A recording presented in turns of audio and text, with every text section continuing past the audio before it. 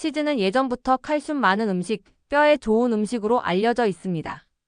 우유를 그대로 마시기 부담스러운 분들도 치즈는 괜찮다고 느끼는 경우가 많아서 냉장고에 한 장씩은 꼭 들어있는 식품이기도 하지요. 실제로 치즈에는 칼슘과 단백질이 비교적 풍부합니다. 나이가 들수록 뼈가 약해지고 근육도 자연스럽게 줄어드는데요.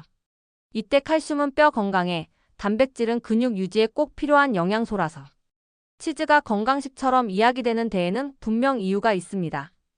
또 하나, 치즈는 발효식품입니다. 우유를 발효시키는 과정에서 소화가 조금 더 쉬워지는 부분도 있고, 그래서 우유는 안 맞아도 치즈는 괜찮다라고 말씀하시는 분들도 많습니다. 문제는 여기서부터입니다. 이렇게 좋은 이야기만 듣고 치즈를 드셨는데 막상 드시고 나면 속이 더부룩하거나 가스가 차고 입이 마르거나 어떤 분들은 배가 묵직해지는 느낌을 받으셨을 수도 있습니다. 분명 몸에 좋다는데 나는 왜 이렇게 불편하지? 이 질문을 한 번쯤은 해보셨을 겁니다. 사실 치즈는 모두에게 똑같이 맞는 음식이 아닙니다. 치즈의 종류, 지방 함량, 유당의 정도, 그리고 드시는 시간과 양에 따라 몸에서 받아들이는 반응이 완전히 달라질 수 있습니다. 그래서 오늘은 치즈가 무조건 좋은지 나쁜지를 따지기보다는 왜 어떤 치즈는 괜찮고 어떤 치즈는 불편한지, 그리고 어르신들께 비교적 편한 치즈는 어떤 쪽인지 차근차근 말씀드리려고 합니다. 치즈를 끊으실 필요는 없습니다. 다만 내 몸에 맞게 고르는 법은 알고 드시는 게 훨씬 편합니다. 치즈를 드시고 나서 속이 더부룩하거나 배에 가스가 차고 심하면 설사나 복통까지 겪으신 분들도 계실 겁니다. 이럴 때 많은 분들이 이렇게 생각하십니다. 내가 체질이 안 좋은가 보다 하고요. 하지만 대부분은 체질 문제가 아니라 치즈의 성분과 섭취 방식 때문입니다. 첫 번째 이유는 유당 락토스입니다. 치즈는 우유로 만들기 때문에 기본적으로 유당이 들어 있습니다. 나이가 들수록 유당을 분해하는 효소가 줄어들어서 젊을 때는 괜찮다가도 어느 순간부터 우유나 치즈만 먹으면 배가 불편해지는 분들이 많습니다. 다만 여기서 중요한 점이 있습니다. 모든 치즈가 유당이 많은 것은 아닙니다. 오래 숙성된 치즈일수록 유당은 줄어들고 신선한 치즈일수록 유당이 비교적 남아있는 편입니다. 그래서 어떤 치즈는 괜찮고 어떤 치즈는 바로 불편해지는 겁니다. 두 번째는 지방 함량입니다. 치즈는 생각보다 지방이 높은 음식입니다. 지방은 소화되는 데 시간이 오래 걸리기 때문에 위장이 약해진 상태에서는 더부룩함을 만들기 쉽습니다. 특히 공복에 치즈만 단독으로 드셨을 때 속이 묵직해졌던 경험이 있으신 분들이 많습니다. 세 번째는 가공 치즈 문제입니다.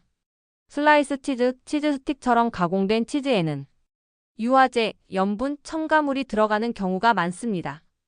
이 성분들이 장을 자극해서 복부 팽만감이나 갈증, 속쓰림으로 이어질 수 있습니다.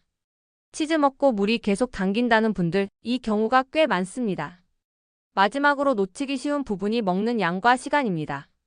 치즈는 소량이면 괜찮아도 하루에 여러 장 혹은 밤늦게 드시면 속이 불편해질 가능성이 확 올라갑니다.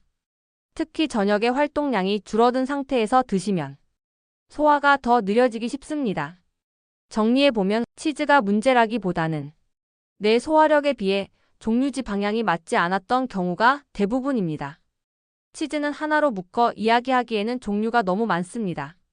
그리고 이 차이가 바로 어떤 치즈는 괜찮고 어떤 치즈는 힘든 이유이기도 합니다. 그래서 여기서는 소화 부담이 비교적 적은 쪽 위주로 정리해 드리겠습니다. 먼저 숙성된 치즈가 대체로 편한 편입니다. 치즈는 숙성되는 동안 유당이 자연스럽게 줄어듭니다. 그래서 오래 숙성된 치즈일수록 유당 때문에 속이 불편해질 가능성이 낮아집니다. 대표적으로는 체다 치즈가 있습니다. 짠맛이 강하지 않은 제품을 소량 드신다면 속이 크게 불편하지 않은 경우가 많습니다. 다만 한 번에 여러 장씩 드시는 것은 피하시는 게 좋습니다. 파르메산 치즈도 비교적 편한 편입니다. 아주 단단하게 숙성된 치즈라서 유당이 거의 남아있지 않은 편입니다. 요리에 살짝 뿌려 드시는 정도라면 부담 없이 활용하실 수 있습니다. 반면에 신선한 치즈는 조심하셔야 합니다. 리코타, 마스카르포네, 크림치즈처럼 부드럽고 촉촉한 치즈들은 유당과 지방이 모두 많은 편입니다. 그래서 드시고 나서 더부룩함이나 설사를 겪는 분들이 적지 않습니다. 모짜렐라 치즈는 중간 정도라고 보시면 됩니다. 사람에 따라 괜찮은 분도 있고 조금만 먹어도 불편한 분도 있습니다. 처음 드실 때는 양을 아주 적게 해서 몸 반응을 보는 것이 좋습니다. 그리고 많이들 궁금해하시는 코티지 치즈는 지방은 낮은 편이지만 유당이 남아 있어서 우유가 안 맞는 분들께는 오히려 불편할 수도 있습니다.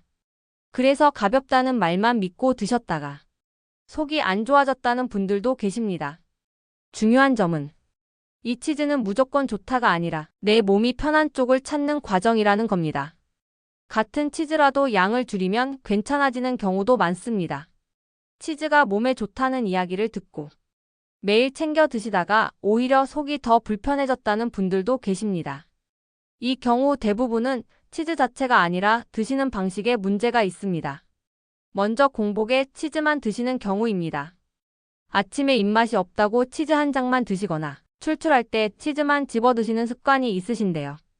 공복 상태에서는 위가 예민해져 있어서 지방이 많은 치즈가 들어오면 속 쓰림이나 더부룩함이 더 쉽게 생길 수 있습니다. 두 번째는 빵이나 잼과 함께 드시는 조합입니다. 치즈 자체도 지방과 열량이 높은데 여기에 흰빵이나 달콤한 잼이 더해지면 혈당이 빠르게 오르면서 소화 부담도 함께 커집니다. 이런 조합을 자주 드시면 식후 졸림, 더부룩함을 느끼는 분들이 많습니다. 세 번째는 밤늦게 치즈를 드시는 습관입니다. 치즈는 소화되는 데 시간이 오래 걸리는 음식입니다. 저녁 식사 후나 자기 전에 드시면 위에 오래 머물면서 속이 답답하고 잠이 불편해질 수 있습니다. 특히 역류성 식도염이 있으신 분들은 야간 섭취를 피하시는 게 좋습니다. 네 번째는 양을 쉽게 넘기는 경우입니다. 치즈는 한 장 한 조각은 적어 보여도 지방과 염분이 농축된 음식입니다. 하루에 여러 장을 드시거나 간식처럼 계속 집어 드시면 위장도 혈압도 부담을 받기 쉽습니다. 마지막으로 가공 치즈를 자주 드시는 경우입니다. 슬라이스 치즈, 치즈 소스, 치즈볼처럼 가공된 형태는 염분과 첨가물이 많아 몸에 부담이 될 수 있습니다. 특히 붓기나 갈증이 잦으신 분들은 이 부분을 꼭 한번 점검해 보셔야 합니다. 정리하면 치즈는 언제 무엇과 얼마나 먹느냐에 따라 약이 될 수도 독이 될 수도 있습니다. 치즈를 꼭 끊으셔야 하는 건 아닙니다. 다만 양과 타이밍, 그리고 조합을 조금만 바꾸셔도 몸에서 느끼는 부담은 크게 달라질 수 있습니다. 먼저 양부터 줄이시는 것이 가장 중요합니다. 치즈는 한 번에 많이 드시는 음식이 아닙니다. 하루 기준으로는 슬라이스 치즈 1장 정도 혹은 잘게 나눈 치즈 한 조각이면 충분합니다. 조금만 먹었는데도 괜찮다는 느낌이 드는 선에서 멈추시는 게 가장 좋습니다. 두 번째는 식사와 함께 드시는 것입니다. 치즈를 단독으로 드시기보다는 채소나 단백질 반찬과 함께 드시면 위장 부담이 훨씬 줄어듭니다. 샐러드에 소량 올리거나 반찬 개념으로 곁들이는 정도가 적당합니다. 세 번째는 드시는 시간대입니다. 치즈는 아침이나 점심처럼 활동량이 있는 시간대가 더 낫습니다. 저녁 늦은 시간이나 자기 전에는 가능하면 피하시는 게 편합니다. 특히 밤에 속이 자주 불편하셨던 분들은 이 부분만 지켜도 차이를 느끼실 수 있습니다. 네 번째는 내 몸 반응을 기준으로 선택하기입니다. 누가 좋다고 한 치즈가 반드시 나에게도 맞는 것은 아닙니다. 한 번에 한 종류씩 아주 소량으로 드셔보시고 속이 편한 쪽을 기억해 두시는 게 좋습니다. 마지막으로 꼭 드리고 싶은 말씀은 이것입니다. 치즈는 건강식이 되기 위해 먹는 음식이 아니라 잘 활용하면 도움이 될 수 있는 음식입니다. 억지로 챙겨 드시기보다는 내 몸이 편한 선에서 드시는 것이 가장 중요합니다. 오늘 내용이 치즈 먹고 왜 불편했는지 조금이라도 이해하는 데 도움이 되셨다면 좋겠습니다.